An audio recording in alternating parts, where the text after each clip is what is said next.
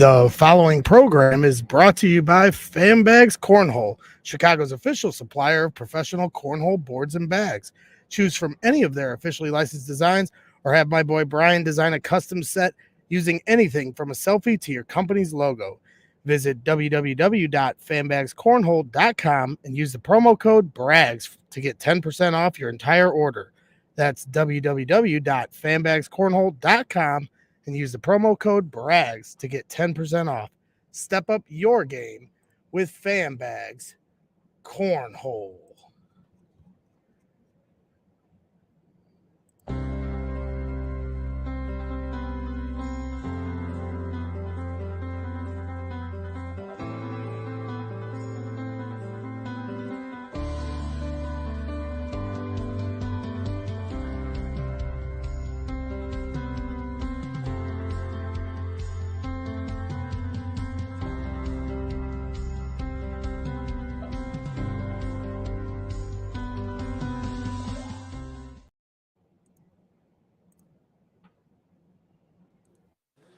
This is Ethan Morton from Purdue men's basketball, and you're watching Boilers in the Stands.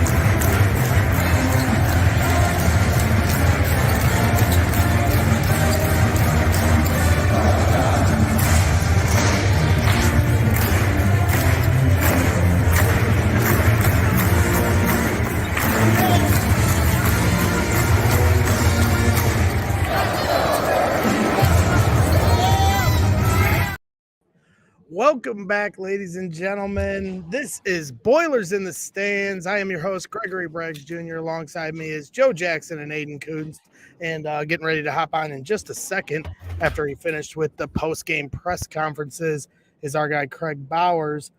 Beautiful day for Boilermaker basketball.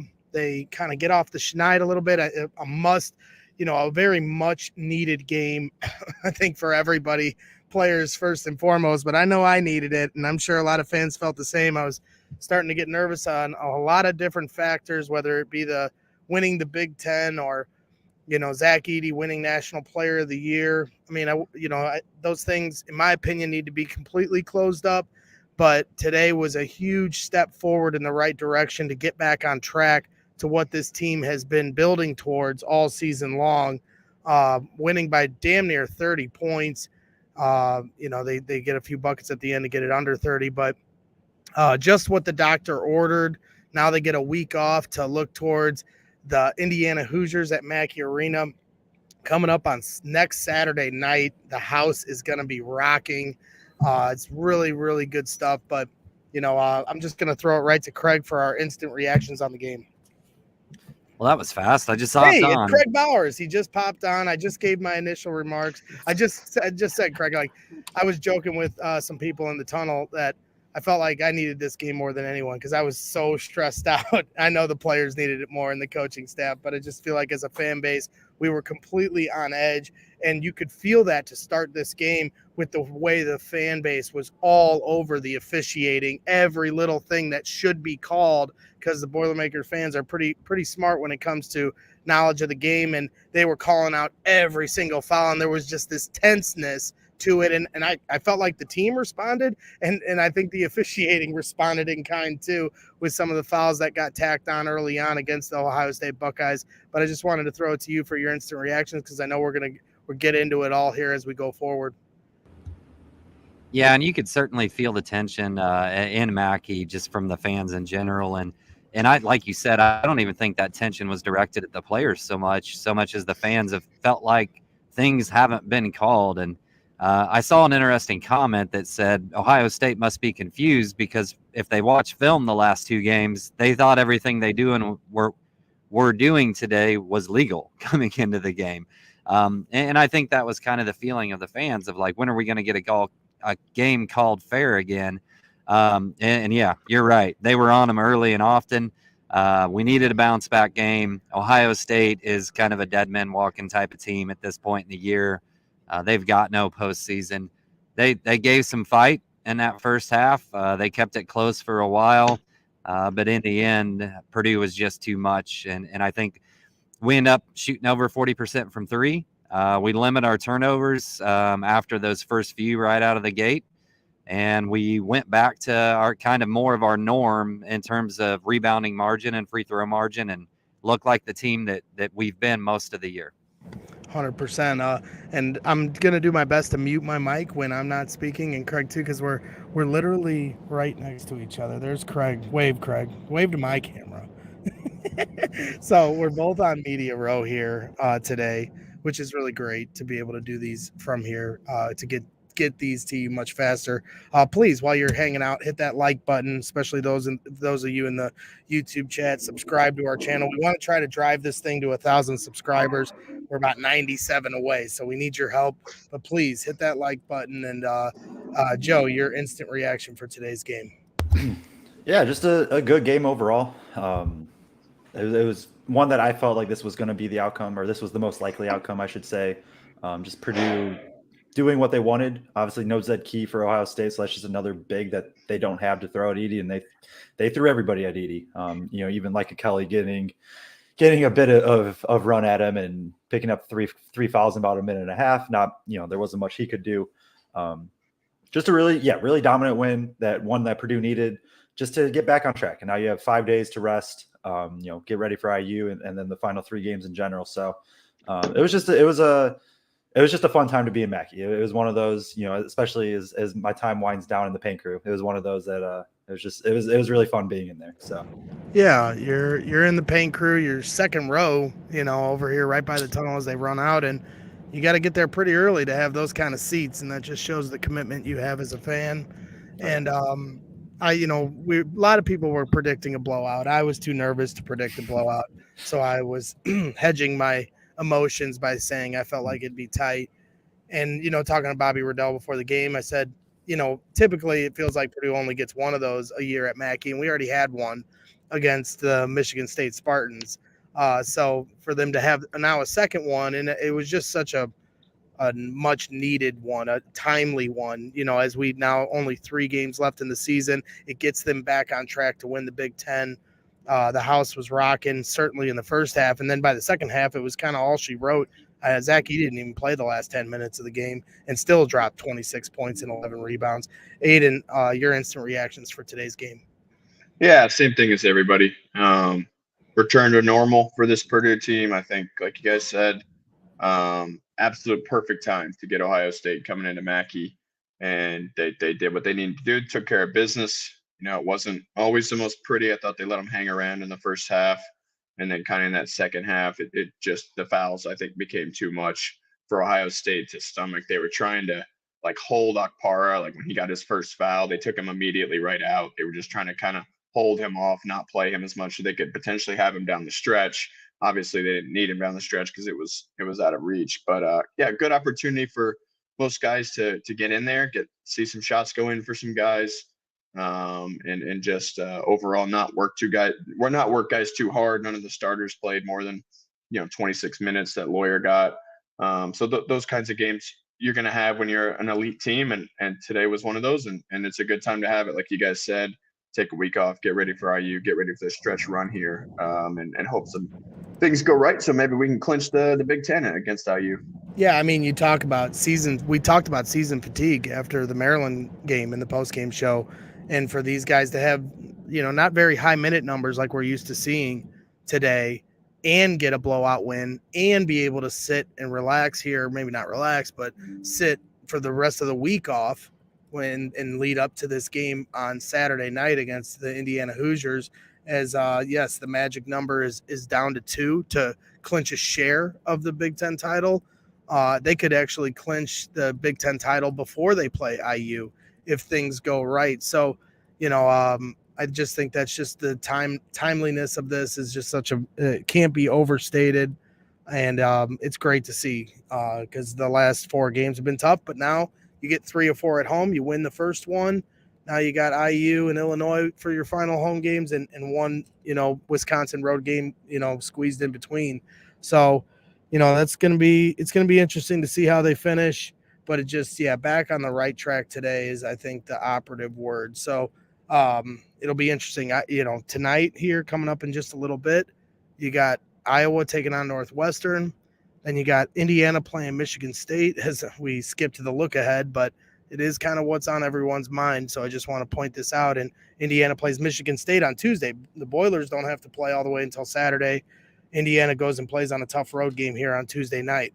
So if things fall their way, they could actually clinch a share of the Big Ten title by Thursday night and then have a chance to win the whole damn thing outright by Saturday. So it'll be interesting to see how everything unfolds.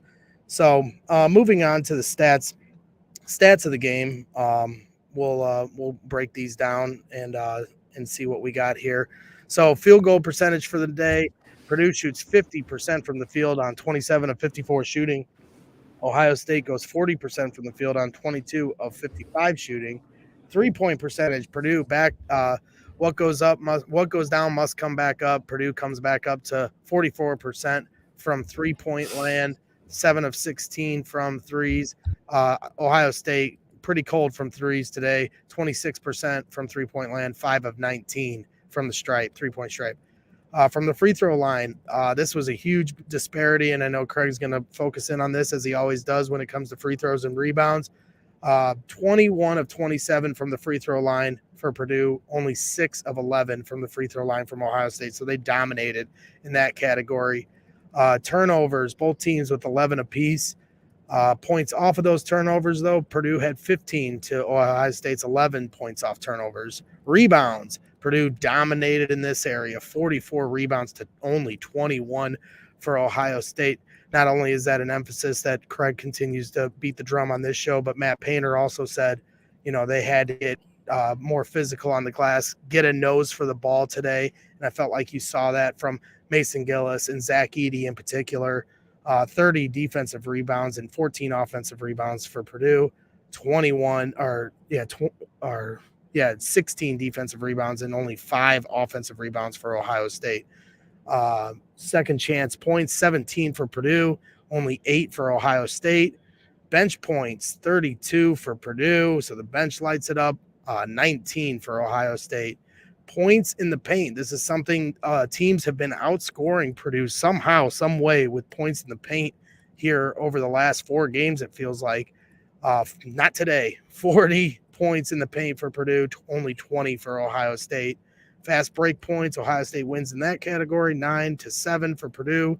Blocks, Ohio State also wins in that category with 6 blocks to Purdue's 3. Steals, Ohio State wins in that category as well, 9 steals to Purdue 7. They were giving Purdue a little trouble to start the game with their press, and then Purdue seemed to get that under control. Assists on the game, 16 for Purdue, 11 for Ohio State. And lead time, almost 35 minutes of lead time for Purdue and only 4 minutes of lead time for Ohio State. Kraig, when you hear those numbers, which are the ones that stand out to you most? I'm going to go where I always go, rebounding and free throws, and I alluded to it already. But, one thing that Holtman said in the post-game press conference was it's not just Zach, that our four men crashed the board so well. And beyond Zach, that's what makes us such an elite rebounding team. And Braden coming in from the nail as a point guard and rebounding as well. All of those things combined make us a great rebounding team. And I think that was really exemplified in the first half, because I leaned over to Aiden with like 4 minutes first, and Zach's only got 2 rebounds on the game. Now, by the end of the first half, he had like 9, because he got like 6 or 7 in a couple minute stretch there. But we had a big rebounding lead already at that point, and that was with Zach only having 2. But, Painter said something in the post game that, at this point in the season, you are who you are. And a little bit of that is we're a team that's going to turn the ball over against some pressure some.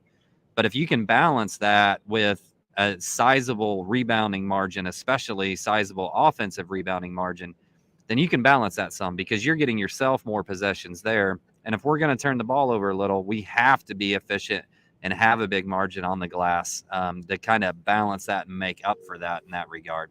And then obviously free throws, plus 16, I think it was on free throws today, something like that. Just a huge number. Zach obviously drew a bunch of those calls real early, and then TKR got to benefit from that. I'm going to speak to TKR later today. I call dibs on that. But anyway, I'll pass it off to Aiden. Yeah, I look at defensive points per possession, or look at Ohio State's point per possession, and I see, a number of 0.873. This is an offense that at one point was number 1 in KenPom this year. And it's obviously they've fallen off from that, but they're still a top 30 offense, according to KenPom this season. And they have some players, obviously we know about Sensabaugh, but some of their other guys have been really good. And I just thought Purdue's half-court defensive effort today was really, really high level. Yes, that team is struggling. There's no doubt about it. But even against Iowa, they were 50, 40, 90 from the field, even though they lost by 20. So there's no question that we were going to put up points on Ohio State. But, for them to lock in defensively, I thought Ethan Morton was locked in from the jump. I thought, Zach got a little too low sometimes on that Chicago action that we talk about. But, he's worried about that lob to Akpara. And then the one time he did get caught high, they did throw the lob and Akpara dunked it. So that's by design. We let McNeil get going. But there was a stretch there in the first quarter where McNeil had 2 straight buckets off Chicago action. And then the third one, they tried Lawyer again, and he was right there on the catch. And so I thought that was an important thing to see of okay, you finally, you let him get 2 decent looks from the mid-range. Again, they're not great looks, but they're looks that Sean McNeil can knock down. And Lawyer was kind of okay, you're not going to pick on me anymore. You made 2 in a row. I'm going to be there on the catch. I'm going to be there in your grill. And I just thought, really, really high level half-court defensive effort. I don't know what you thought, Joe, but that was my takeaway. Yeah, no, the half-court defense was phenomenal. I thought, like you said, I think this was Lawyer's best defensive game, at least in a while, if not the season. Even when McNeil got going in the first half, I think there was one where it was just okay, that was a defensive breakdown. The rest was just wow, you made that shot, congrats. Right. Yeah, that's tough shots. Also, side note, Ethan Morton, he's on Bryce Sensabaugh in the first half, and Bryce Sensabaugh in the first half he ended up with 9. And then in the second half, he gets more than McNeil, and McNeil only has 2 points. Just kind of throwing that out there. But yeah, for stats, I think, we got to start with Carson Barrett, right? 4 points, 2 for 2 off the bench, 1 assist, battling on defense. So, I think that's probably a good place to start. Well, in all seriousness, it kind of is if he's putting up, if he's 2 for 2 from the field, that means Purdue did something right. And they did everything right, really. After, they get punched to those first 2 possessions with the first 2 turnovers, and then calm down from there. And 9 the rest of the game, and 2 of those were in garbage time. So pretty good job handling the ball. 16 assists in general, I think is pretty. That's a pretty good number. It's over 50% of the makes being assisted, and that's just something that shows that the ball's moving well. Purdue is getting good shots. So that's probably the one that stands out the most to me. And then points in the paint 40 to 20 is also another big one. Yeah, and Kevin also pointed out that, 2 of those 11 turnovers came from the third team at the very end, and 2 were on the very first 2 possessions. So everything in between there, they were playing pretty clean basketball, getting it up the court. That was something that I had a chance to ask Ethan Morton in the post-game presser was, it felt like they were more deliberate as far as Ethan, Morton, and guys like Brandon Newman taking it across half court when we've been relying so heavily, or the Boilers have, I should say, been reliant so heavily on Braden Smith getting it across half court on his own. And you could see a point of emphasis from those guys to take it on their own when they had the open lanes. I mean, even the fans were like, oh, you'd hear them encouraging them to just take it. And I thought they did a great job of that on their own volition. And that's kind of my point to it all is they won by 30, and it was something that's sustainable. Like, it wasn't like they hit 22 threes. They played their game. They had some, 6 or 7 threes, whatever it was by the end of the game. But it wasn't like this barrage like you normally see. One night I saw them hit like 23s against Iowa here a couple years ago. Like, it wasn't that. It was their game, and they just pummeled them and beat them by 30. And also, Braden Smith didn't have like a normal Braden Smith. He didn't play most of the first half because he was in foul trouble. So for them to do all that by, just imposing their will with Zach Edey, the National Player of the Year, as long as he closes the door. I know I had some questions about it on Twitter yesterday, but he shut me right up with 26 and 11 in 25 minutes of play today. So, that's exactly what the doctor ordered. I'm going to feel much better this week because I was stressed out to the nines. It's boiler up today. It's not boiler down for those of you that watched the very end of our last post-game show. With Braggs, being nervous, I know you two were sitting next to him. Was there anything noteworthy after the first 2 possessions of the game from Braggs? Well, it was more pregame where he was just, we're gonna lose. It's gonna be tight. It's gonna be close. I was trying to talk him off the ledge. I was trying to tell him we're going to blow him out. He wasn't having any of it, especially after those. I get it. You got to protect yourself as a fan sometimes. I do get that. Then about 10 minutes in, I started talking about The Last of Us because I watched all 5 episodes yesterday, and Craig's looking over at me like, "But you're obsessed with this." I was like, so they started making me feel much better once the ball rolled out on the floor. For everybody too, to be honest. But The Last of Us is very good. And it was a to go along that, like, kind of chronologically, it was an angry crowd to start. They were going to make sure every single foul the refs heard about it, whether it was called or not. And they came out hot. I think this was a chance for all of Boiler Nation to kind of come together in anger and also to honor. Look who it is in the picture. Oh, wow. Look how angry he looks too. Everybody else is more happier. But he's got. Yeah, I was hyped, and I guess that's just an angry face. Yeah, those of you that don't see him, over the guy with his belly button showing right over that dude is our guy Joe. the lighter yellow, and they were. You're right. I mean, that's honestly felt like it kind of gets lost after a 30-point win, but the start of the game, it was palpable just how much the fans were all over the officiating, and you gotta love it, honestly, with all the conversation we've had over the last week with the Northwestern and Maryland games, with a lot of egregiousness taking place. And, you have rival fans saying you're crying, and Purdue fans certainly crying too. I did my fair share of crying about it, but a lot of it you can't argue isn't justified.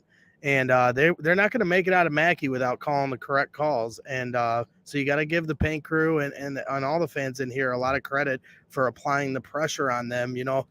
Matt's going to be who he is as a coach, and the players are only going to say so much. That the players tried to bait them into answering a question about the refs in the postgame presser, and they shot it down faster than the question could even be asked, because they said, no, it's not our job to speak on the refs, like before the question was even asked, or finished asking. So you knew it was something that was on the front of everyone's mind, and the Mackey Arena faithful certainly intimidated the officials, I feel like, today.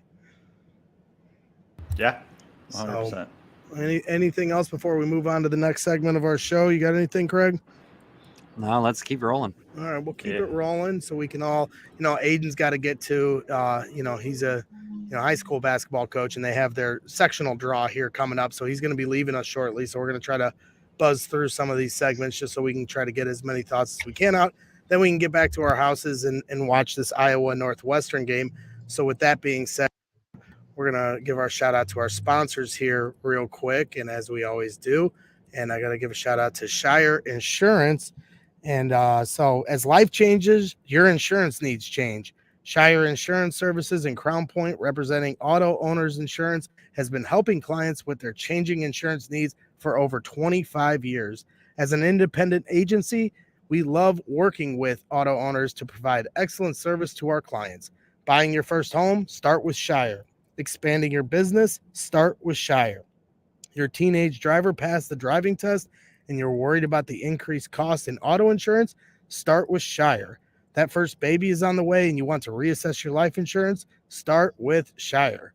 Whatever your insurance concern or need, we are ready to help make those things easier for you. Call 663-7274 or search online at www.shireinsurance.com to start with Shire. And I also want to shout out our guys over at Mad Mushroom. I've been telling people all day here at Mackey Arena, any location here in West Lafayette and Lafayette, if you use the coupon code BITS for Boilers in the Stands, you can get 15% off any order. Get the best cheese sticks in the game and the best pizza in the game by using our coupon code BITS for 15% off any order over at Mad Mushroom. So got to give those guys, we appreciate everyone's support here and everybody tuning in. Again, hit that like button if you're in the YouTube chat. We really appreciate you hitting the like button. Please subscribe to our channel if you haven't already. We're going to be having some really fun shows here coming up over the next 6, 7, 8 weeks. Let's hope it's 8. So, that being said, we're going to get on to, our individual, stats of the game, anybody that stands out. And Joe, if you want to bust out the chalkboard, I don't know if you've got anything in mind. I know you were kind of thinking about a few things. You want to bust out the chalkboard real quick? I can do. If Aidan, I don't know how much time you have left, Aidan. If you don't have much time, you can say your thoughts. Yeah, I can just. Why don't we go to some of the individual players and then we can go back to the chalkboard once Aidan's gone. For you specifically, Aidan, we'll let you close it out if you've only got 5. Whatever players you want to talk about, go ahead and talk about it, and then we'll take it from here. Yeah. I'll let you guys talk about Zach. He's obviously the headliner here, but I just want to highlight. I thought Mason Gillis was awesome today, getting the starting nod. And there's been times where I've wondered about him on the defensive end this year, at least in comparison to first. Anyone who's watched the show knows that I've kind of talked about that. But man, he just plays so hard, and I just love his effort today. I thought he was everywhere. I thought he crashed the glass incredibly hard, as Holtman said. Kraig said Holtman talked about, it doesn't matter which 4-man you're in there, they're going hard to that glass, and he brought that like he usually does. But he just affected the game, and he didn't even take a 3-point shot, which I thought was awesome. Like, he really played First's role actually today, which was interesting because First was, a little under the weather and hadn't played a little bit. But I thought, Mason was just up to the challenge. There were a few possessions where he was on Sewing. The first possession of the game, Sewing got downhill and it got him switched onto Zach, and he hit a jumper, I think, or maybe that was a little bit later. But anyway, Mason did a really nice job on Sewing and just played his usual, great game. But I just thought he was better on the defensive end. He really rebounded, and he gave great minutes in only 18 minutes of play. But I wanted to highlight him because obviously Zach will get the headlines, but was really impressed by Mason. And people are asking about the draw today. Yeah, we're hoping for good luck. I'm not going to say who we want to play because I think that'd be bad luck. So I'll save my thoughts on that.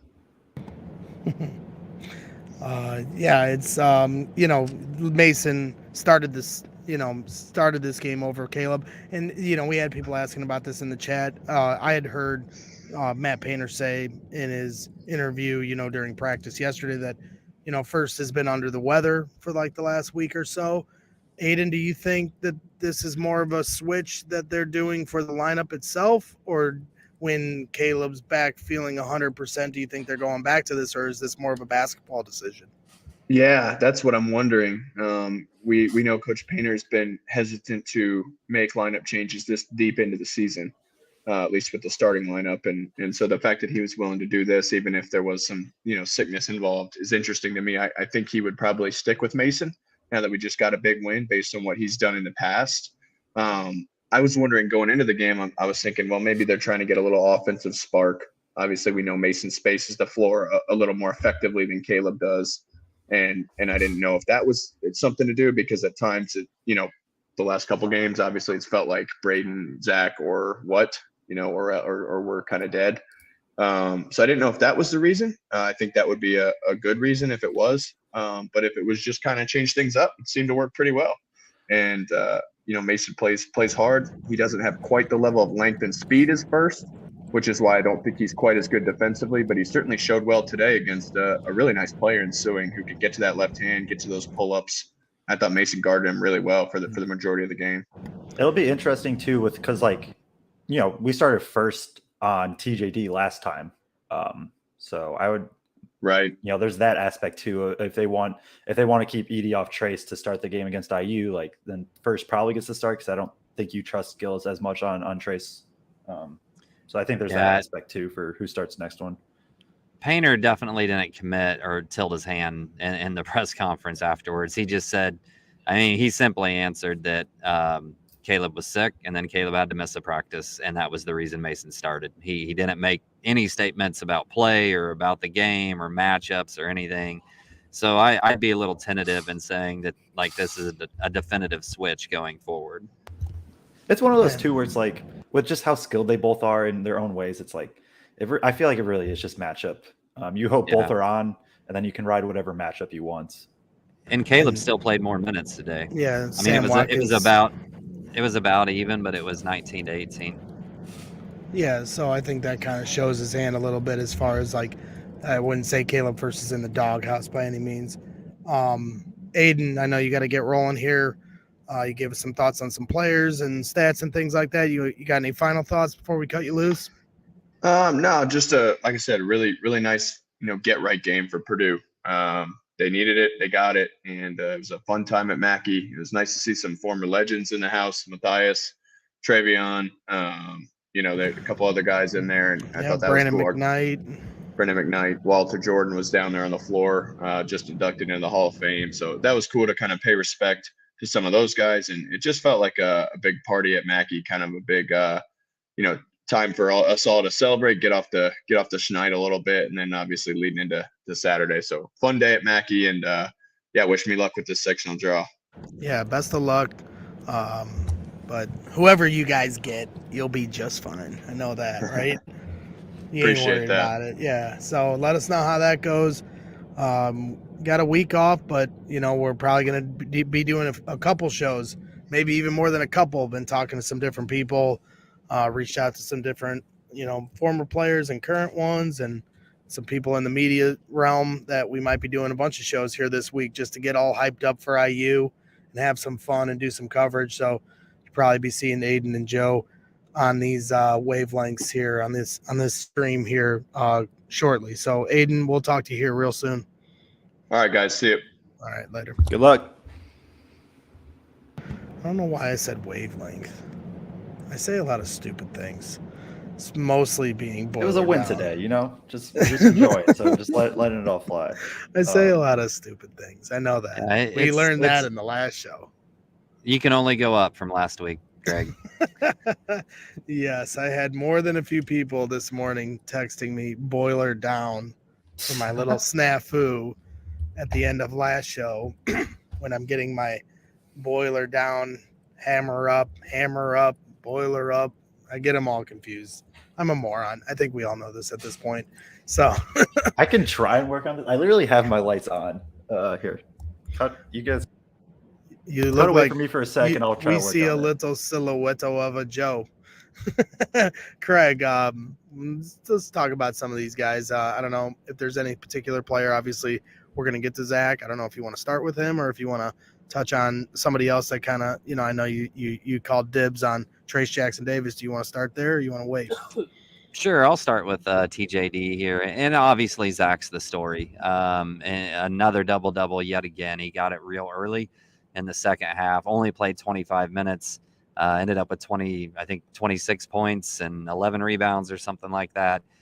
Just a dominant performance. Really, probably could have had 35. He missed several shots at 3 feet or 4 feet away from the rim that could have even added up to that tally.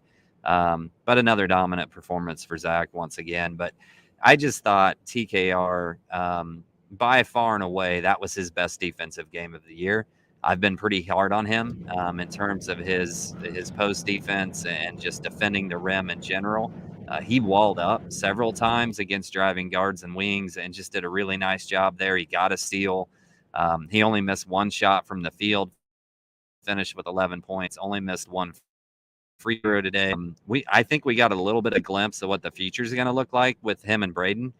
I think he's going to be much more of a catching the pass on the roll to the basket. We're not going to be throwing lobs to him, but he's got a really nice game with Braden, where coming off that pick and roll, he's really coordinated to grab passes in a variety of different ways as he continues to go towards the basket and scores with strength. I know you talk about him needing to get in the weight room, but I think that dude's pretty ripped already. And he can take contact. He can give contact. He's got a sweet little move over that left shoulder. Just thought he played a really, really good game today. Yeah, there's no question. I mean, there was one post up in particular where he really did show his strength. And I think a lot of it when we talk about some of the times when he gets pushed around is just us kind of being spoiled with how much Zach Edey doesn't get pushed around. And, you just aren't used to seeing a different size. They've had such huge centers here in the history of Purdue, and Travion was a big dude too, who didn't get pushed around very often. He was here today, and Trey Kaufman-Wren's just a different type of big. So he definitely showed off some of his strength today.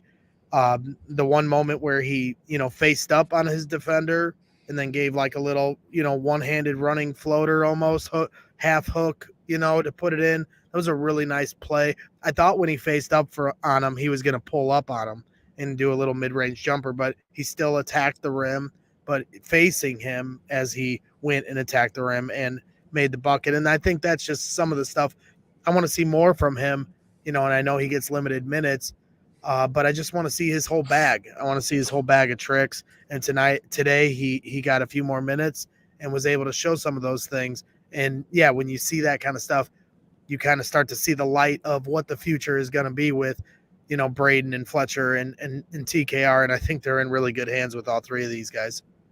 Yeah, and I thought TKR's defense was good too. I think as and if you said this, I was like half listening as I was trying to fix my lighting, to be honest, Kraig. So cut me off if I'm just repeating what you said. But from what from what I'm seeing from TKR on the defensive side is like, I don't trust him in post-up defense. I think he can get bullied a little bit, but when he's on the move, he's not crazy quick, but he's just like, he knows how to use his body. He knows how to use his length. He can kind of disrupt some stuff. Like, the one time he gets switched onto Sewing and Sewing doesn't really go at him because it's just like, he can't quite, get the angle on TKR. I thought he did pretty well and dropped in his, pick and roll coverage, hedging a little bit, dropped some, like, in addition to, all the offensive side too. So I thought it was a really good game from him. That was definitely somebody I wanted to talk about. Well, have at, man. Whoever you want to talk about, that's what we're doing here is spotlighting guys. So Trey Kaufman-Wren's final line was, let me make sure I get this right, 11 points on 3 of 4 shooting, 5 of 6 from the free throw line, 3 rebounds, 1 assist, only one foul, no turnovers in 14 minutes of play. And, just a really, really nice job from him today. So go ahead, whatever you got here, Joe. Yeah, I'm gonna go to Lawyer. He did not shoot the ball well again. 1 of 4 from 3. He had 4 assists. Like, I thought he was making pretty good plays. I don't think he really forced a 3-up, if I can recall. Really, the only one he forced is probably the one he made with that little sidestep. But I thought his defense was really good. Was much, much better today. He's been getting picked on some. I know McNeil got some jumpers to go when he was guarding him, and I just thought, at least from my angle, I thought it was more just tough shot making. I thought Lawyer, especially in that first half, did really, really good job getting through, that Chicago action, the pin down into the handoff, and Ohio State was running it a ton for McNeil. That's when, he rattled off 3-4 in a row. It's pretty much all off of that action. And Lawyer, I thought he did a really good job fighting through. A lot of times he's been caught a step or two behind, but he fought through. And, McNeil still hit a couple, and I don't think Lawyer was necessarily perfect, but I thought he was much, much better than what we saw in Maryland, at least from a confidence level and just how he moved on defense. And, he's going to be he's going to have tough matchups just based on his size and athleticism right now. But if he can stick with shooters like that and at least make it harder on them, I think that's what you take from him. And then you hope that the shots start falling. I still think he's too good of a shooter for this stretch to keep going like this. So I think he'll bounce back at some point in shooting. Maybe he's getting all the misses out of the way right now for March. I don't know. Yeah, and I think the player that I'd like to highlight here, and all these pictures that you see are from our guys over at Indiana Sports Coverage. Follow them at ISC_Purdue for all their Purdue content. They do great work, and these are some of the great pictures they captured at today's game here at Mackey Arena. This one's just incredible here. Zach Edey throwing it down as he turned his guy on his back shoulder on the drop step to get that one. That was a beautiful play. Zach Edey was just dominant today as per usual, but against some guys that it was kind of like a welcome to the big leagues moment for Ohio State's backup bigs, because Zed Key was out the second game in a row where Purdue didn't have to face Zed Key as far as one of the big men that they had to go up against. But the guy that I want to point out today is Ethan Morton. This guy, I felt like he just had one of his best games of the year today. I talked about it a little bit early on, but I even asked Ethan in the post-game presser, I just felt like there was a point of emphasis. He even admitted as much as far as taking it upon himself to not just rely so heavily on Braden Smith to get this across the half court line. They're seeing more and more full court presses. And yes, we've talked about it before. The Iowa game always spooks everybody as far as how good they are at pressing, but other teams are showing it now. Maryland's showing it, Northwestern's showing it, Ohio State showed it, Indiana's going to show it on Saturday, because at the end of the day, even if you're not a great pressing team, you're going to at least soft press them to make them work to get it across the half court line. So Purdue's shot clock is shrunk down to where they can't get into their magnificent system offense that Matt Painter runs. So, I just think Ethan Morton and Brandon Newman, for that matter, did a great job of getting it across the half court line. And then not only that, but Ethan Morton starts the game out with a big three, because there was an 8, Ohio State got off to an 8-2 start, and I'm over there getting worried, and very quickly erased. Ethan Morton hitting a three, a big one to start to kind of shake the nerves. And then in the second half, Ethan Morton hit another three, and those are the kind of contributions you're going to need, for this team to make a deep run in March. They're leaving him, they're doubling other guys, they're chasing Fletcher Lawyer off the line, they're double and triple teaming Zach Edey. So he's just got to be able to knock down a few of those. And I know his percentage has been up since Big Ten play has started. See, Joe's looking at it now. I don't know if you have the stat right there for you. Go ahead. He's up to 33.3. He's 33.3% in conference play, 15 of 45. I'm happy with that from him for three. It's not terrible. But he's 38% in the month of February. Okay. So there you go.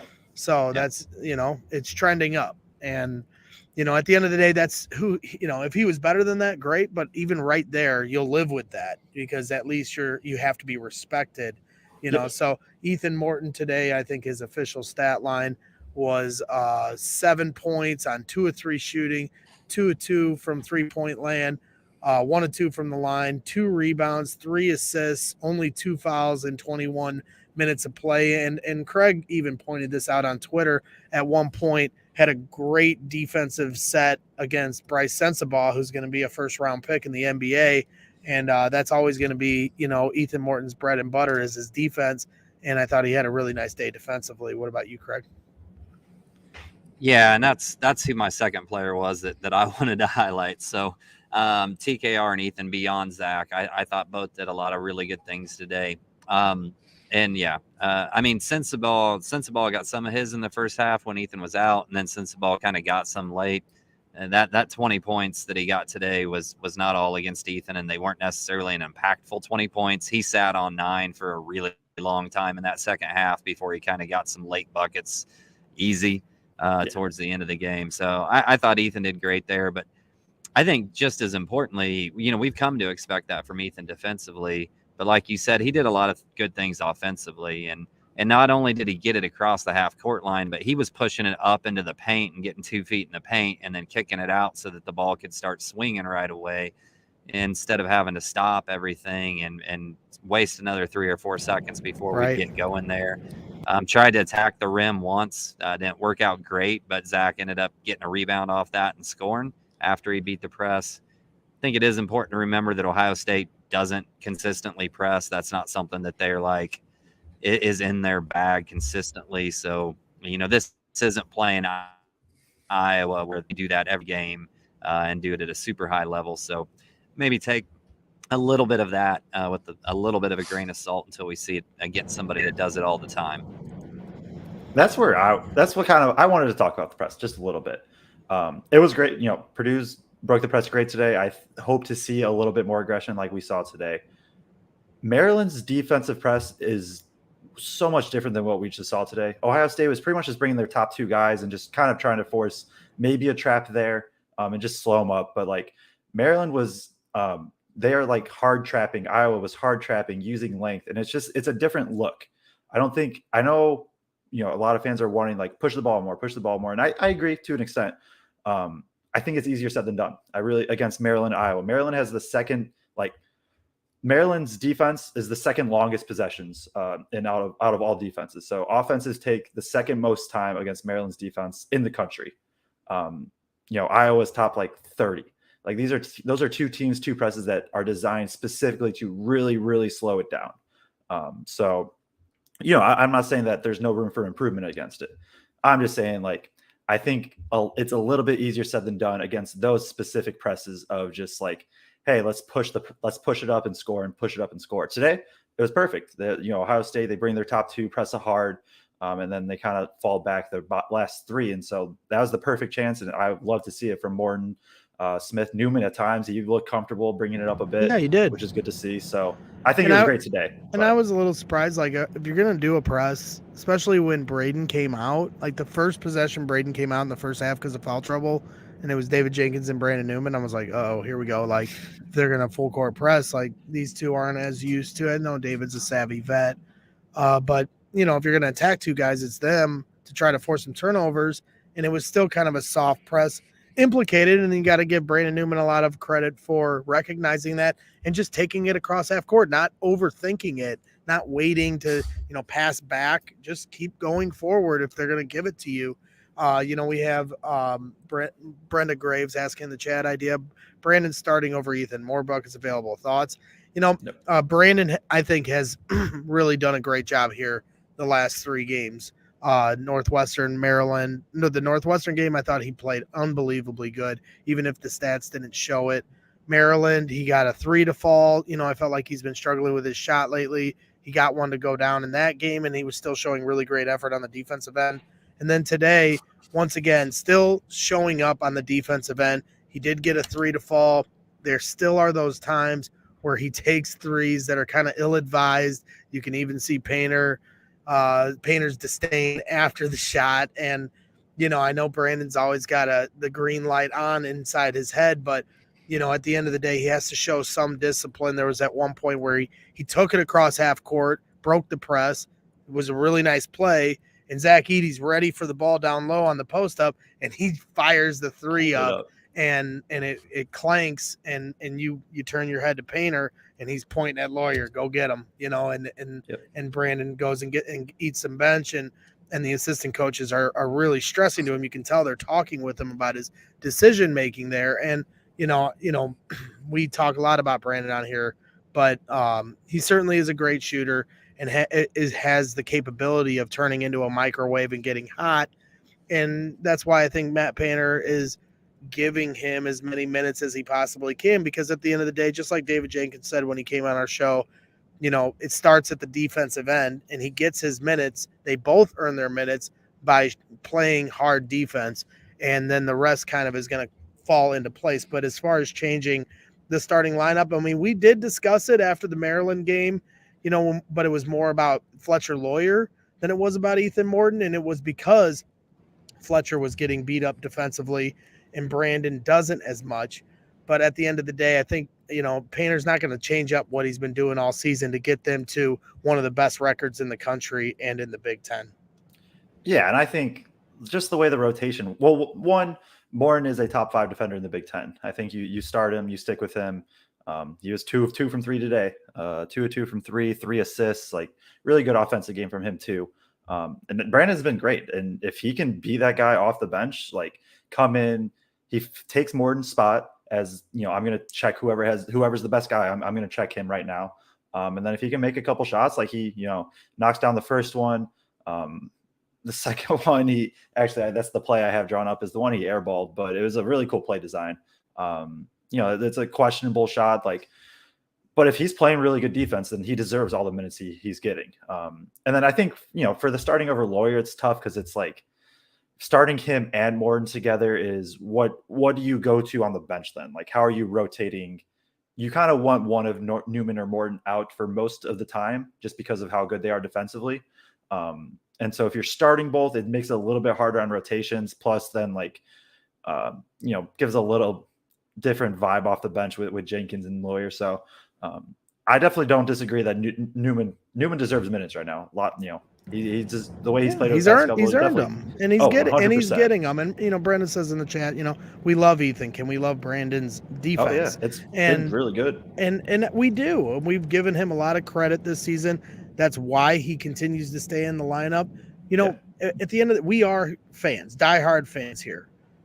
But at the end of the day, we are going to keep a critical eye to everything as well, and give fair analysis. And as much as we do love Brandon Newman, and there is no ill will against him, if one of them isn't playing, if Ethan's not getting it across half court and not helping Braden Smith with the press, we're going to say it. If one guy's not doing his job, if Gillis, we criticize what we need to criticize. And at the end of the day, Brandon Newman, does a lot of really good things on the court, but at times his decision-making on the offensive end is what's going to hold him back from getting all of those starter minutes to play and take spot for Ethan. Ethan's a very good decision maker, even if he isn't a high volume scorer.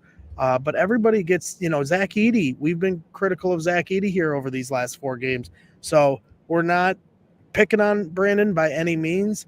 But at the end of the day, we're trying to give as fair analysis as we can. But we appreciate everybody in the chat keeping us honest on these things, because we're certainly not, I'm not an expert. I'm just giving my vantage point on it.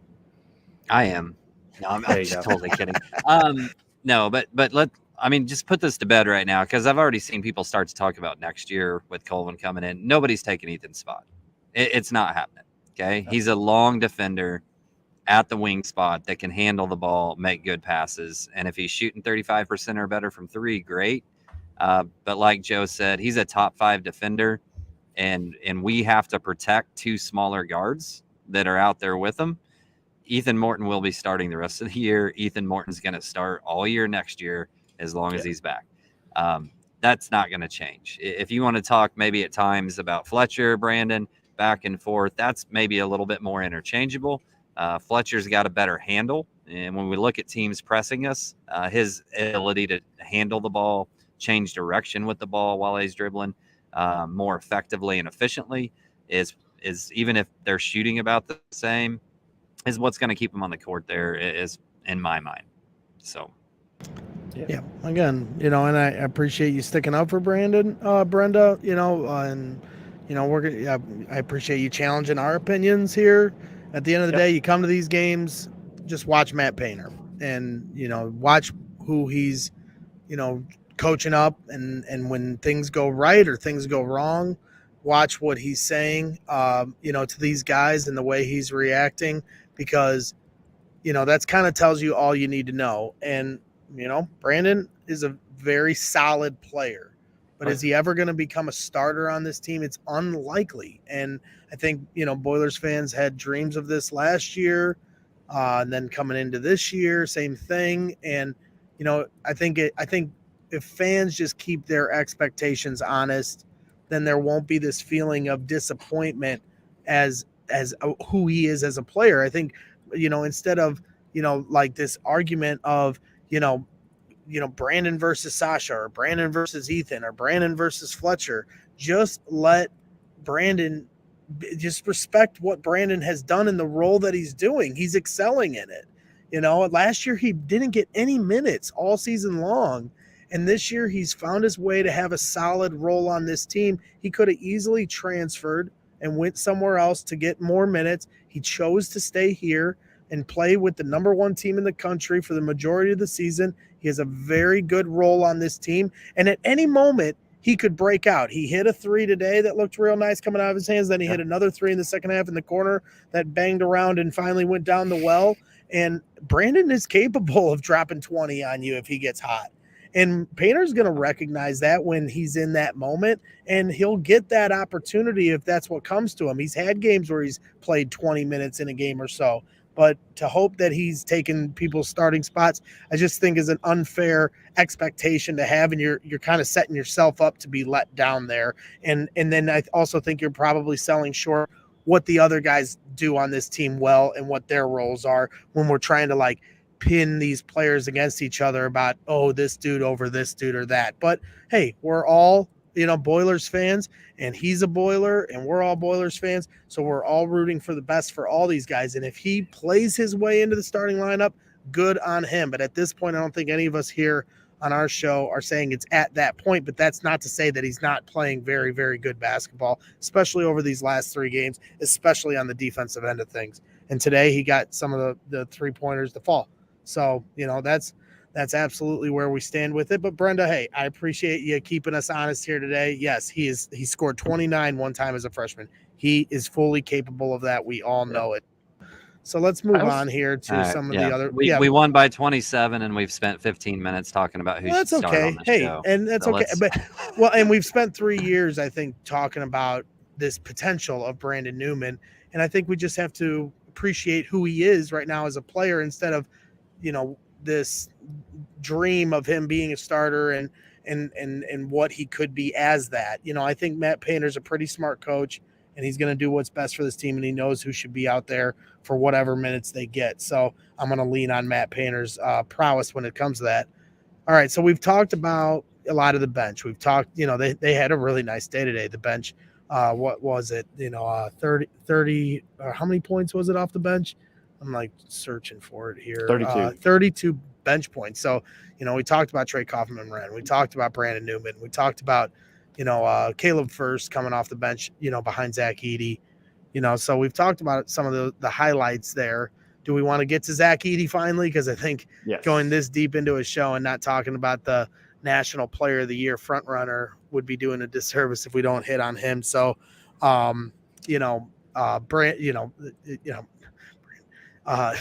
so with Zach Edey, he had 26 points, 11 of 20 shooting, 4 of 6 from the free throw line, 11 rebounds, only 2 turnovers today. So that's a pretty good number considering he's been turning the ball over here lately on some of these double teams in only 25 minutes of play. 26 points in only 25 minutes of play. Matt Painter chose to not stat pad for the National Player of the Year hopes and chose to just give them, a much needed, last 10 minutes off, as we wind down to the end of the season, and got him a little bit of rest and relaxation. So Zach Edey was absolutely dominant today, playing some guys that I just think were, outmatched. At times they had much shorter guys on them, and even the big guys that Ohio State had seemed overwhelmed trying to guard Zach Edey. And somebody put it on Twitter, and I think they said it perfectly. Amazing what Zach Edey can do when he can play with both hands. And there's one hand blocking the shot of Suing. So, Kraig, your thoughts on Zach Edey's day today? I think I gave him a little bit earlier, but again, just another dominant performance in terms of racking up another double-double in limited minutes. Could have easily had another 10 points probably today. If that hook shot's falling with a little bit more consistency like we see it, he throws a couple of blocks in there. We've seen in recent games where people are going directly at Zach a little bit more. I think he held up pretty well today for the most part against a couple of guards one that's definitely going to be drafted in the first round and another one that's probably going to get to the NBA at some point. So no, I thought he played extremely efficient and extremely well on both ends of the court for the minutes that he had out there. Okay, I've seen this mentioned a couple times. Like maybe I'm just the one that's out of the loop. Who's the second guard that's going to be in the NBA? Thornton. Thornton was getting pitched as an NBA guy anyway when he came to Ohio State. I don't think he's not going to get drafted. He's not going to get drafted this year. Okay, but the potential. Okay, I was just curious because I could see it in a few years for sure. Did you have more Zach Edey thoughts? I'm sorry. No, okay. I already kind of went over him earlier, right away when we were doing player stuff. I think you were fixing your lighting at that point. So. Carl McNulty asked in the chat. Goodman is doing that show from West Lafayette tonight. Right now, I see Rob Dowster and Jeff Goodman. They're on the floor. There's nobody left here in Mackey Arena except for a couple media guys. Oh yeah, they're setting up for their show. I can go down there and ask them if they want to hop on real quick, but I'd be scared of what the chat would do to Goodman on here. So and I think they're setting up for their thing in there. Jeff's got some food in his hands. He has enough food he left on Media Row not to throw him under the bus. I've thrown a few people under the bus today. When we talked to Jeff, I said, yeah, hey, you threw me under the bus. I threw Kraig under the bus. I said, oh, hey, you owe Kraig an apology. And Kraig's looking at me like, what the fuck, dude? I was like, hey, Kraig's always telling me how you're not giving Purdue enough credit. And it was all in fun. And we actually were able to exchange numbers, and maybe we'll convince them to come on the show when they're not doing their 8 shows a night one of these days. But regardless, we'll get them on eventually, and Kraig can bust his balls a little more. But they're eating food down on the floor on the court and getting ready. It looks like to set up for an interview with who I'm assuming is probably Matt Painter, or maybe it's just their show. It's probably just their show tonight. Matt probably went home. I doubt he's hanging out around here long enough to do a show with Jeff and Rob, but they do a great job. So, but yeah, back to Zach Edey.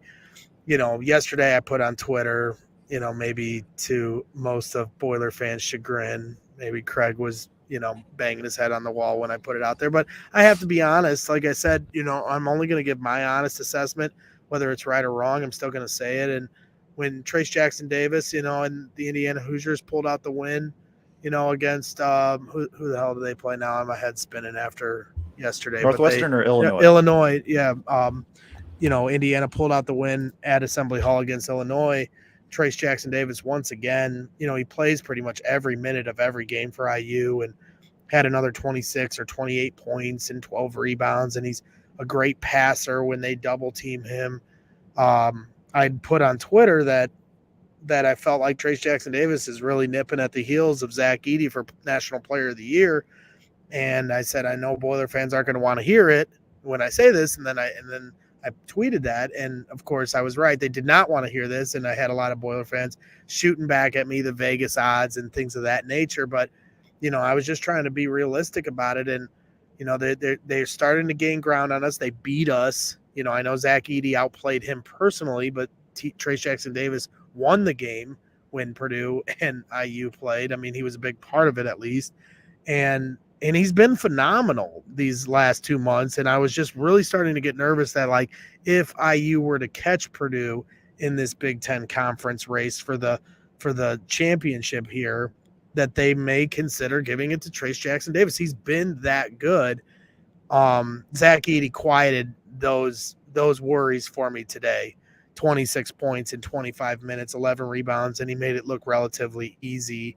Obviously Saturday is going to go a long way, but I just think if they clinch the Big Ten title, and stay, one of those top teams in the country, which they will, that they're going to give it to Zach Edey. But I just think Purdue fans were selling short just how close this race was starting to get, even when it was a runaway maybe 5 weeks ago. And maybe I'm wrong about that, but Zach, has had some struggles here over the last 3 or 4 games. And, it's relative. When I say struggles, that's relative because he still puts up really solid numbers. And I think it's just my expectation level is what it is. And so, that was where I had such a big worry about the Big Ten title. And I think my nerves are relaxed today. And I had such a worry about Trace Jackson Davis catching Zach Edey for National Player of the Year. Those nerves are relaxed today. I need to see it completely through because I just think losing either one of those when they've had it in the bag for this long would be devastating. But today went a long way as far as shutting that door. Yeah, I think National Player of the Year is locked up.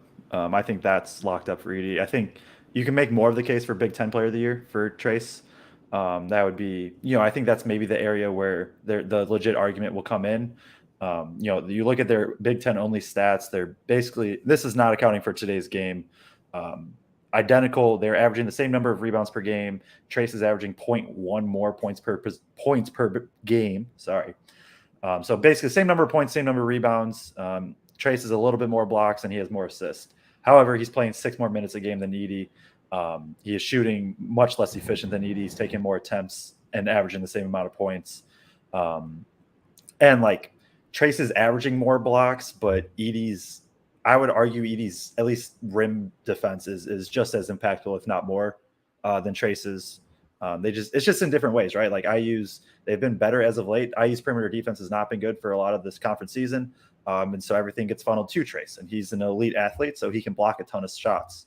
Whereas Edey, it's just teams are like, nope, we're not even going to try to dribble within 15 feet of you because we're scared.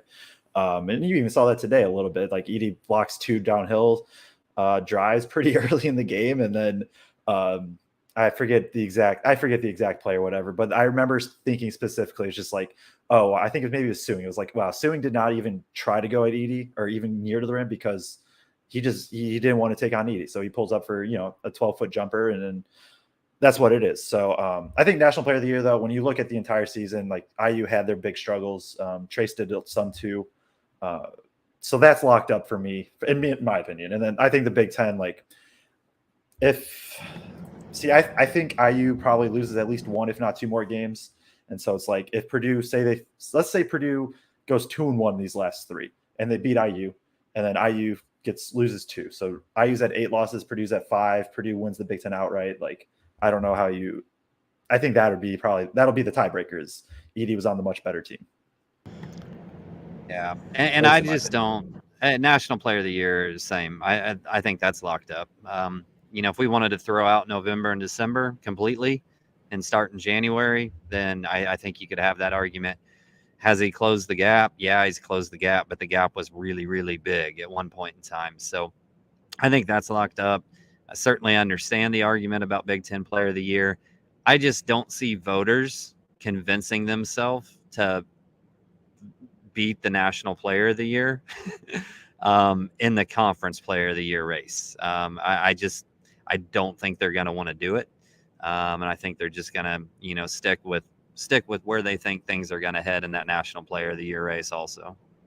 I mean, yeah, I'm inclined to agree. It's easier to say that now after they whoop Ohio State, but coming into this game and the slide they were in, I mean, they only beat Ohio State by 1 point. And had they lost today, and this Big Ten conference had all of a sudden got real interesting, and they're not out of the woods as far as like I'm feeling good, but I'm still staying on my toes. It's not out of the realm of possibility that IU still catches them. It's not more than likely not going to happen, but it could happen. So I'm just like, I'm very guarded. Maybe it's, I'm seeing ghosts from last year, and I just want to see this through because, we took so many gut punches last year from all the Rutgers from the Rutgers half court buzzer beater by, Ron Harper Jr. and every court storm we had to endure. Then going to Wisconsin and watching them storm court while they win the Big Ten regular season title, and then going to the Big Ten tournament and getting gut punched in the championship game against Iowa, and then of course the final blow to St. Peter's. They didn't get to accomplish one goal that they wanted, aside from being the first team to ever be number 1 in the country, being top 10 all year. Certainly nothing to snub your nose at, but at the same time, it just felt so devastating. And I just want this team to have something. We talk about banners. But a Big Ten championship is a great banner, and IU's pretty close with them. I think they're in second as far as most Big Ten regular season championships ever. I think it's 24 for Purdue in 22 or 23 for IU. So I've been very nervous about that, and I just feel like had IU caught them to either split it or, God forbid, had won it over Purdue, the voters, like you say, well, the voters might remember November and December like we do, but they're finicky. It's a what have you done for me lately kind of thing. So, if all of a sudden IU won again on Saturday, God forbid, and all of a sudden IU passes Purdue, it's not likely, but I'm just saying if those things had happened, then all of a sudden the conversation is much more serious than anyone wants to give it credit for. And maybe, like I said, maybe I'm just paranoid because of what happened last year. And I like that you guys are saying it's in the bag, but I just need to see it through. And maybe I'm just being superstitious by not speaking it into existence as confidently as you guys are. But I mean, I don't disagree with you guys. I'm just nervous. Today went a long way of easing those nerves. I've had to speak about the team from down south and say the words TJD way too much for my liking over the last 15 minutes. Oh, hey, you know what? I mean, they're coming. We're going to be talking a lot about Purdue and IU here this week as it's rivalry week. Just too much in a positive light, I guess, is what I'm saying. Well, and you know what? I hate saying this because I've really not liked Trace Jackson Davis for most of his career at IU. I always said he had a bad attitude, just the way it looked on screen. I just never had a lot of respect for them. Now, all of a sudden, the way he's communicating with some fans or with some players on Twitter, I saw yesterday he was, giving credit to, some of Illinois' players. Coleman Hawkins. Yeah, Coleman Hawkins, who dunked on him. He even said after the game that he didn't think that Coleman should have got a tech. Matt Painter revealed after the IU game that, Trace Jackson Davis reached out to him after Caleb Swanigan passed away. There's all these different things now that are starting to change my opinion. Maybe it was just a fan opinion, a fanatical opinion that I didn't like Trace, but now all of a sudden I'm starting to give him a little more credit, not just as a player, but a person. So I have a lot of respect for him, even though I can't stand him or the team, but now I'm starting to change that a little bit. So yeah, I'm not trying to turn this into a Trace Jackson Davis love affair, but like I said, I'm going to be fair in my analysis on what I'm seeing. So he's doing his thing. I see you got the marker up, Joe. Yes. You want to move to the chalkboard and tell us what you're seeing? Let's try it. This one is going to be the most most steps. So if my drawing isn't great, my bad. So, as we've said plenty on here, if you listen to, Feed the Post or my threads, whatever, Chicago action is the pin down into a handoff. Ohio State scouts it. Every team scouts it. Every team knows that this is a staple of Purdue. And so today, Purdue, if one play it ended up being the Newman air ball, but it's still a really good set. Was they use the Chicago action as a decoy. So they run to that, and then they have Newman coming off what's called floppy action, which is just baseline screens, which we'll get into. And so it's just all decoy. So start here. So just as normal, you have three, pin down for this was first here, pass here to the 4. So now he has it. And then 1 circles here. 3 goes here. So now after all that happens, I need to get more efficient at my racing, I guess. So you have the 1 here that came through. Newman's, he was the 3. He's kind of here. TKR as the 5. He pops up here. Pass here. So now 5 has it here. And this is just then getting into their normal Chicago. As this is happening, Lawyer comes here. So then Jenkins comes here. And so now eventually we're lined up in just what is the normal Chicago action, which is you have your 4 here. You have your big up here with the ball. Lawyer's here. Jenkins in the corner. Newman's over here. And so he comes here, gets the handoff. But now after that, right, instead of turning the corner, getting to a layup, or popping out for 3, whatever he wants, that's the normal Chicago action. Teams are used to it. Teams expect that to always be a shot for Lawyer. What happens instead is that as this happens, first comes down here. He sets the screen.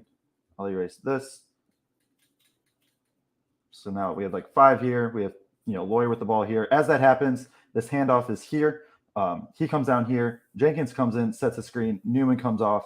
This is called floppy action right here. So this is, 2 kind of baseline screens right here. Oftentimes he has an option to go either cut up here. If he doesn't like that, he comes off a double screen. And so now the pass was here, and then Newman shoots. He airballed, but it was just a really good set. And I know that one was a little more confusing to write out, but it's just a really good set to, just counter that the Chicago action, right? Like teams know it's coming. Teams are able to prep for that, but they're not always ready for the counter to the counter. And then if teams are ready for, the floppy action where Newman comes flying off the baseline, then somebody's probably flashing to the middle or cutting to the, to the block. And then just the intricacies that the Purdue offense shows is wild. There's just, if you stop one thing, they have something ready more often than not to counter that. And it's just really, really fun to watch, even on misses, honestly. It's a really fun offense to watch. Yeah, Brendan's mentioning something that did stand out in today's game too. A couple times Caleb first cut to the rim on a post feed where Zach's getting the post feed, and then Caleb first is cutting hard to the rim. And if Zach had saw it quick enough, he probably could have had a couple wide open layups. What are you seeing there as far as is Zach's processor a little slow right now? Is he being a little too deliberate, or is everything happening a little too fast for that pass to actually occur? I'll need to rewatch. When I rewatch tomorrow, I'd have a better answer. My initial thought is Ohio State was giving Zach Edey one-on-one coverage, and Zach Edey's like, I haven't seen this in literally 3 weeks. I'm going to take this one-on-one coverage and just score. So, and then I think there's also like, it's on those cuts is tough, right? Because like if he makes that pass and it isn't perfect, now everybody's like, oh, why did he make the pass? And Edey's struggled with his decision making over the past few games. I don't think that's anything we're hiding. Like he's had 5-6 turnovers in 2 of the past 3 games, not counting this one. And so we don't see what he sees. He could see oftentimes like if he's we'll draw it up here real quick. If he has the ball here and then, first is here and he's cutting, there's usually some sort of defender over here that's kind of shading in. And so Edey might see if this guy's here even just enough for first, yes, he's cutting, even if first's guy is trailing, like, especially with the way Edey's passed, that's, that could be all that Edey needs to see is like, okay, there's a guy there. I don't think this is going to be a clean pass. So I'm just going to, especially when he has one-on-one coverage like he did today. So Kraig, Gentry BN wants to know, what did you think of the pick and roll defense today? I'll throw it to both of you guys, but I'll start with you, Kraig, because obviously I think the numbers speak for themselves, but what did you think as far as what you, from your vantage point on Media Row? Yeah, I thought it was fine most of the game. Ohio State's got a lot of dudes that can hit mid-range shots. They did that in the first half. They hit some shots right at the free throw line, or 8 feet shots, 15 feet shots, 15-foot shots, whatever it was, multiple times there in the first half. Just got enough separation coming around that pick and roll to get those off. But I didn't really think they did a great job getting to the rim today. I thought we contained that pretty well. And then, Painter said multiple times he's going to give those tough mid-range shots. And in the second half, they didn't really hit many of those. So I thought they did a really nice job, and especially Morton on Sensible, obviously closed up space. He went under one time and thought he got through it quick enough to get back out on him, and Bryce hit a 3 in that first half when the game was kind of still a little bit in question. But that was really the only time where I thought Sensible really beat him in that action one way or another. How about you, Joe? Yeah, no, I thought it was good. It was pretty much what everything that Kraig said. You're just forcing a lot of mid-range, and Ohio State has guys. McNeil got going in the first half of, I'm going to hit these. Sensible hits a couple. Although Sensible, I don't know exactly. Sensible scored 7 points against the walk-ons, I think 5 at least. It was a little funny to watch like that. Those last 2 minutes when the walk-ons were in, that was the hardest Ohio State played in that second half by far. They were like, especially Sensible. He's like, all right, I have some draft stock I got to deal with. Like, give me mine right now. Just funny to see. But, I thought the pick and roll defense was good. You had the one lob to Parra where Edey got caught up high, as Aidan kind of said earlier in the show. But besides that, I can't really think of anything, that was pretty bad. Like Ohio is saying Ohio State went 8 of 14 at the rim and 3-4 of those were fast breaks. So besides, you take those out, you're 4 of 10 in the half court at the rim, and that's a good defensive percentage to have. So Absolutely. And as I mentioned, around the Big Ten, you had, Illinois beat, or Indiana beat Illinois yesterday in a close affair without Illinois' best player not being available. I just thought Matthew Mayer really did a great job, almost winning that game for them, but not quite. Indiana's making the plays to win the games here lately. They could have lost at Michigan, could have lost against Illinois yesterday, so we'll have to see what they do Tuesday night against Michigan State at the Breslin Center in East Lansing. That'll be interesting. And then, of course, we've got all eyes on Iowa versus Northwestern at Welsh Ryan Arena, the Hall of No Calls. You've heard of the Hall of Calls at Assembly Hall, but I think Welsh Ryan Arena is starting to become known for the Hall of No Calls. I know Purdue and IU fans can attest to that. And if Purdue and IU fans are agreeing on stuff, there's something to it. And then, of course, I've heard in our chat that Memphis is making a little bit of a run on Houston. I don't know what the score is right now. They're 63-58 with 1:10 left. Houston's up. One's about wrapped up, but not completely. 63-58. Memphis trails by 5 with 1:10 left. As Purdue's right behind them, as Houston being number 2 and Purdue being number 3 in the country. So for now, until the polls come out here on Monday. So I think that about wraps things up as far as everything we've covered here today. We could talk about a bunch of stuff, but we've got all week to cover this stuff. Go ahead. What are you saying, Joe? I saw, this is way back when. I believe it was Miguel Pena. If it wasn't you, I'm sorry. Oh, no, it is. He asked twice. I wanted to get to it. I think I would assume that, Purdue goes to first on TJD to start. And then from there, if Gillis is playing well, you bring him in. And then I did not like Gillis on Trace in the first game at all, to be quite honest. But I also get putting him on there to protect Edey from fouls. So my guess would be first. And then if Gillis is starting, I would assume Gillis. But I'm personally not as confident in that. But just wanted to answer that real quick. Okay. And Brenda says Newman should guard TJD. No, I think she's kidding. We appreciate you tuning in, Brenda. Enjoy your passion. So yeah, like I said, I think that wraps things up. We got a lot of big plans here for this week. Not all that are completely finalized, but got some friends from Assembly Call that do a really good job with their IU podcast, IU basketball podcast. We might do a little, crossover show where we can yell at each other about who gets less calls or who gets more calls or who's going to beat who on Saturday. And got some special guests lined up for the end of the week, already locked in, and maybe some even before that, as we try to bring you as good a coverage as we possibly can as we wind down to the rest of the season. So we got some things planned. So you're just going to have to keep your ears open and your eyes out and keep those notifications on Facebook, Twitter, and YouTube. All 90 of you in the YouTube chat, please hit that like button. We really appreciate you guys tuning in. If you're tuning in this long, you're enjoying what you're seeing. Please do us a big favor if you hit that like button and subscribe to our channel. It's only going to help that algorithm spread to other Boilers fans who may not be aware of what we're doing yet. But aside from that, we really appreciate everyone tuning in today. Aiden had to leave a little early, so if you missed him, just go back and watch once this. If you hit that like button, Braggs will save you money on cheese sticks, as Carl McNulty says in the chat. So, every little bit helps. Carl, I see he's from the region too. So, the region. So we appreciate everyone's support. I think that about wraps things up here today.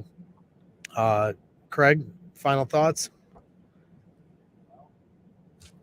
Muted. You're mute. I got you, bro. I'm trying to mute so that people don't hear you talking. Yeah, because we got the.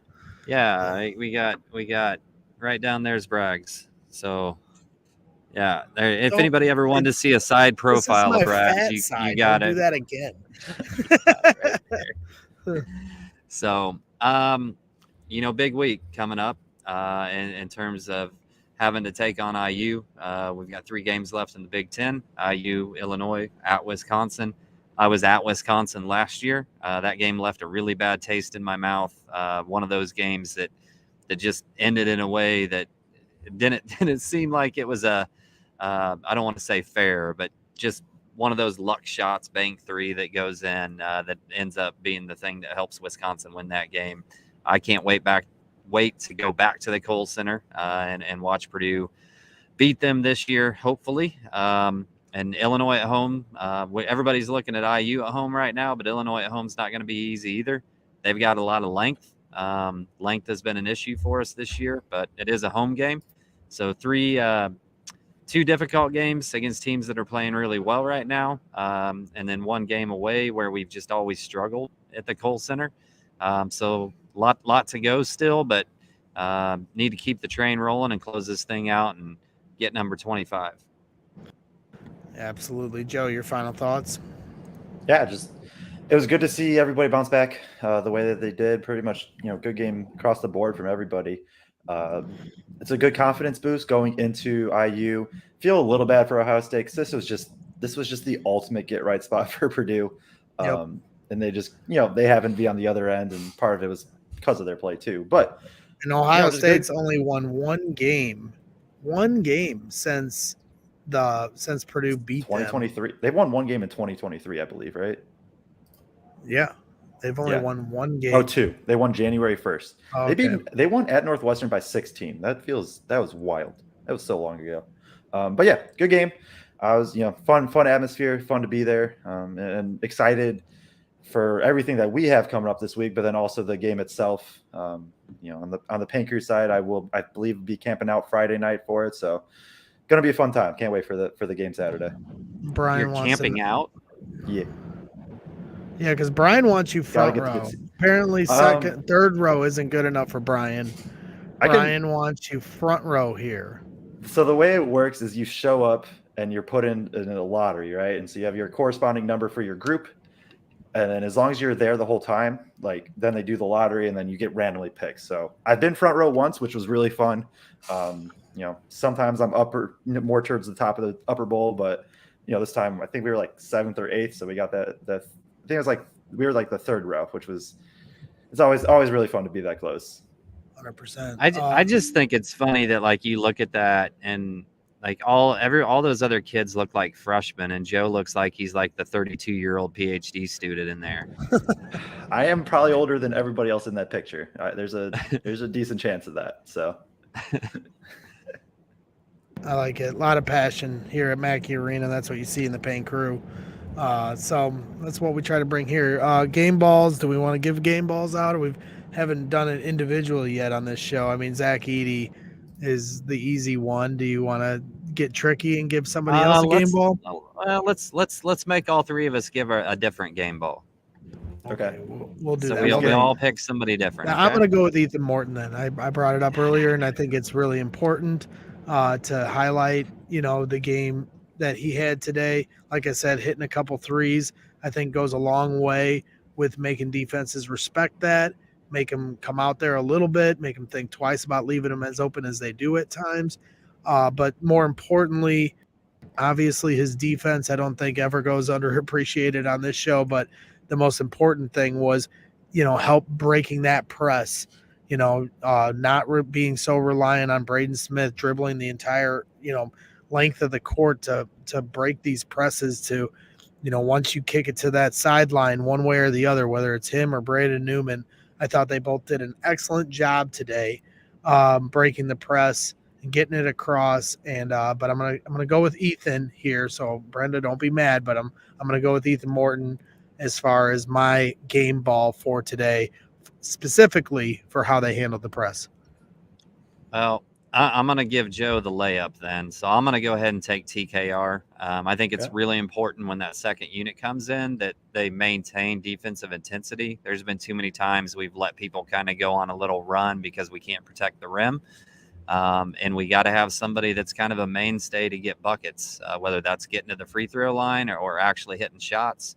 So I'm going to go ahead and give mine to TKR for his effort today. And Joe, you get the easiest call of the entire day. Carson Barrett, 2 of 2 from the field, 4 Hey, points. dude, 1 that assist. pass. That was a good pass. On that pick and roll to TKR was a good pass. maybe one of the best passes in the entire game.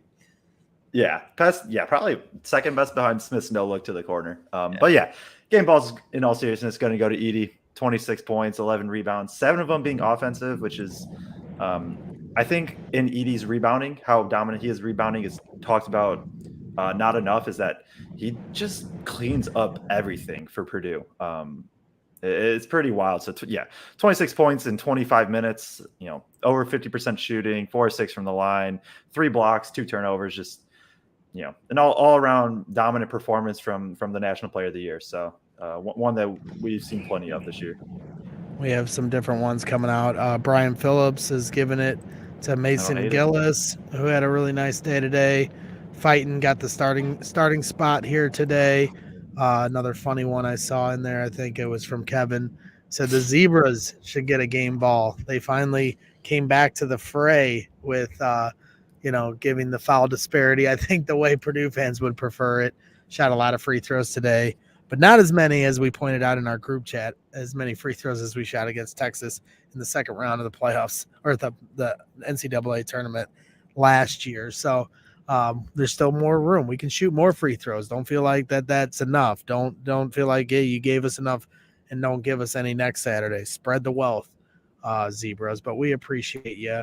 The officiating, doing a little bit of things. So, Midwestern goodbye. We've reached our portion of the Midwestern goodbye. I want to give a shout out to Fan Bags as always. The official supplier of professional cornhole boards and bags. Make sure you use the promo code BRAGS for 10% off. Visit www.fanbagscornhole.com. And then our guys over at Shire Insurance, make sure you call them at 663-7274 for Shire Insurance Services, or visit their website at www.shireinsurance.com.